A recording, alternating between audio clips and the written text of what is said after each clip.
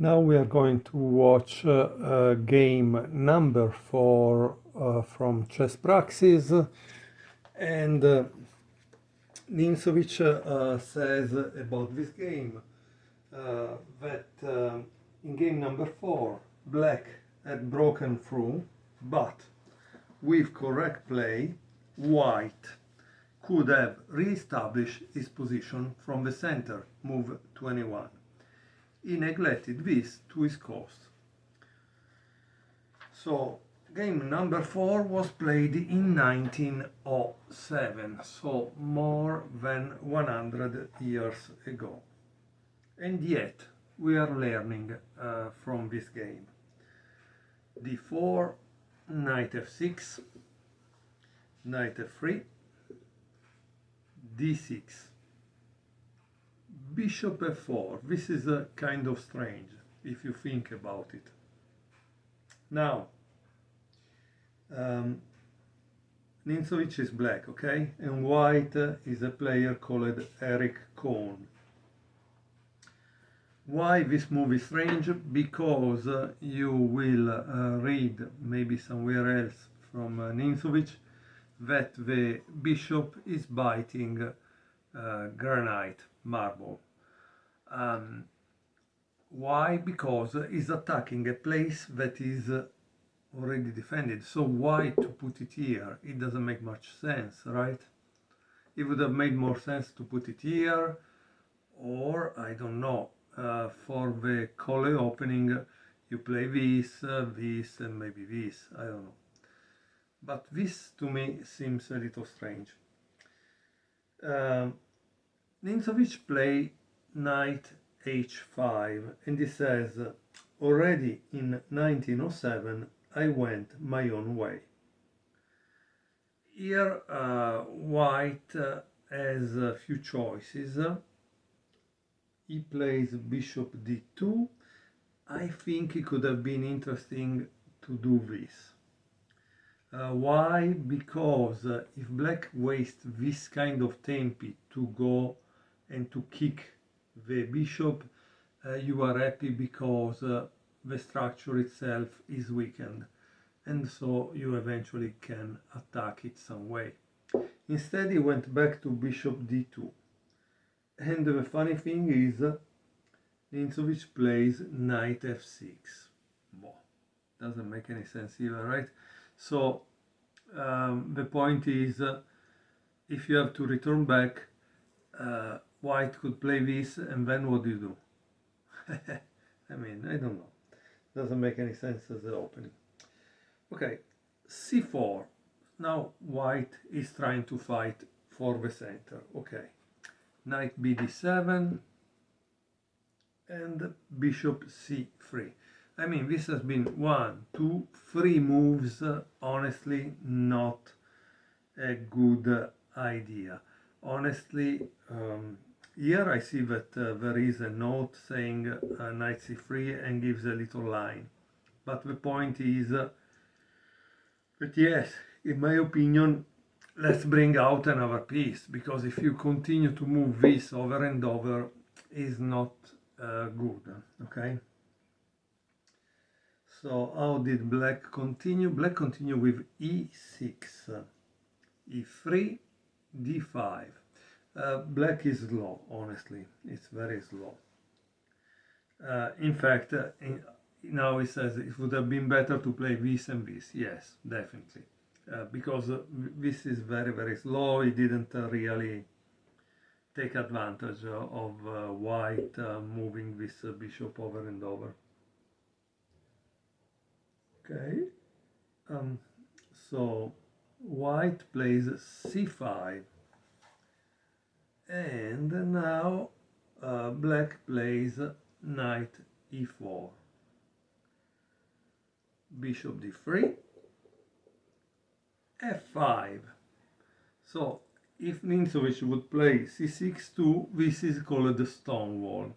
Okay, let's see what Nimzowitsch played.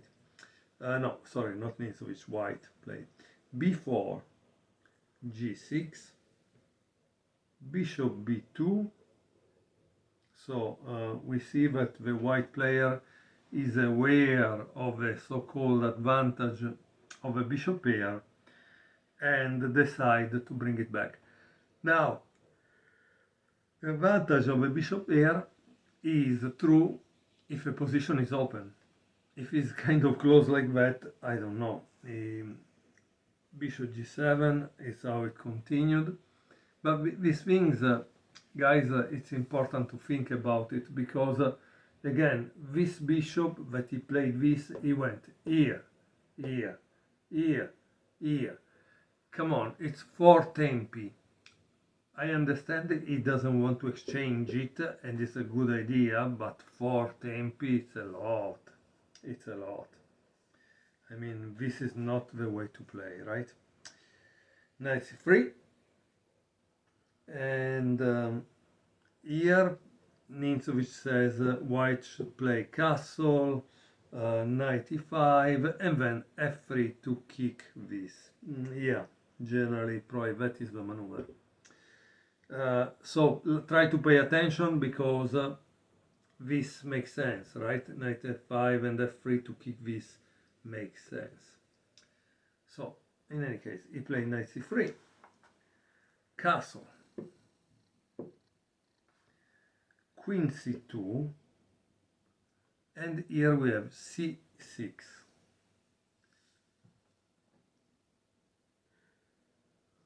Knight e2, queen e7, and finally castle.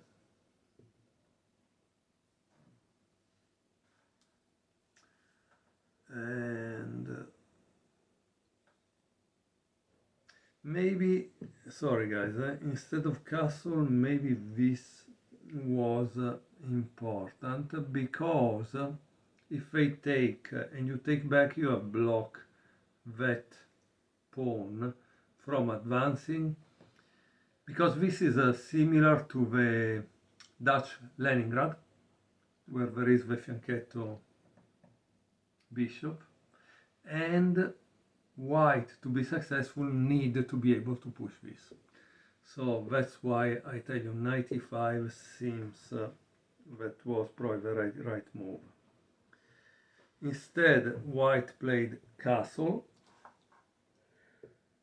and black immediately played knight e5, cioè pawn e5.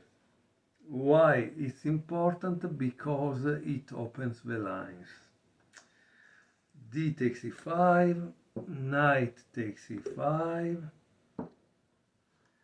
knight takes e5, bishop takes e5, and now there is knight d4.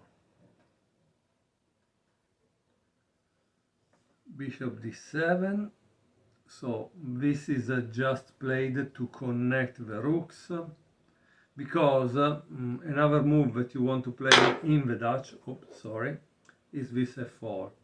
But maybe before playing f4, we'll want to prepare it with, I don't know, rook f7, rook f8, and then f4. Okay, so that's the reason. But after bishop d7, white plays a move that is typical also of the Dutch, f3. Here it gives an exclamation point. Honestly, I don't know if it's a move that needs an exclamation point, because if you have seen many games in the Dutch defense, you will see that this move is played, is nothing new. But it's possible that in 1907 probably the concept was new.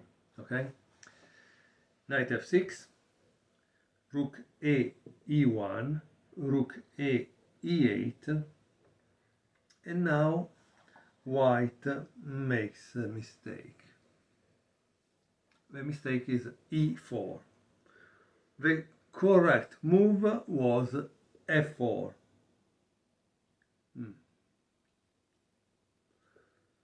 And after practically white will play knight f3 and bishop d4, so that's why.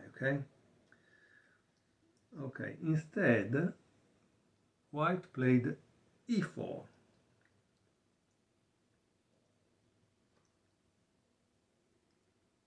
So what would you do in this position? How would you play?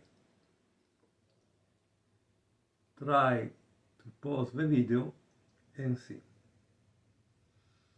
The move is f takes e4. F takes e4, and now again pause the video and tell me, or tell yourself, what you would play in this position. Because there are no explanation, but it's a good move. Okay, the move is queen g7.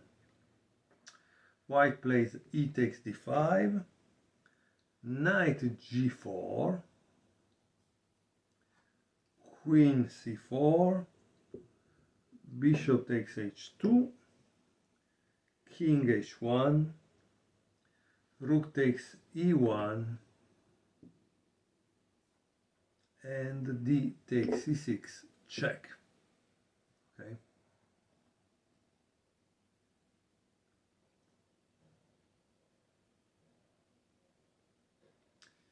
So guys, one thing it's important here. If you play this move, it's not good. Not good at all. Why? Because after that there is knight f2.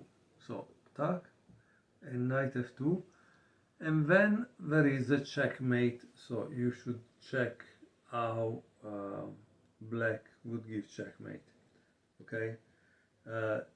Let me know in the comments if you can see the checkmate or not.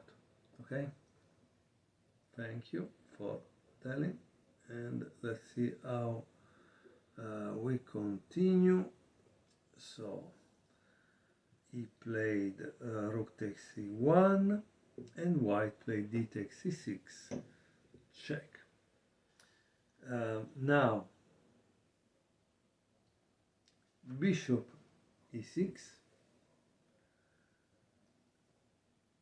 and sorry, I think the rook was probably there and we have a rook here. Okay, let me go back a second and see what happened.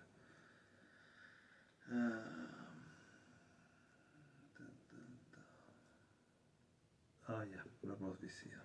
Okay, so we said bishop e6, queen takes e6.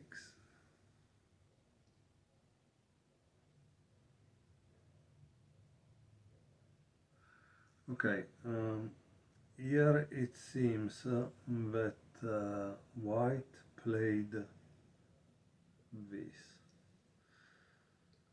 I think I have to go back, sorry.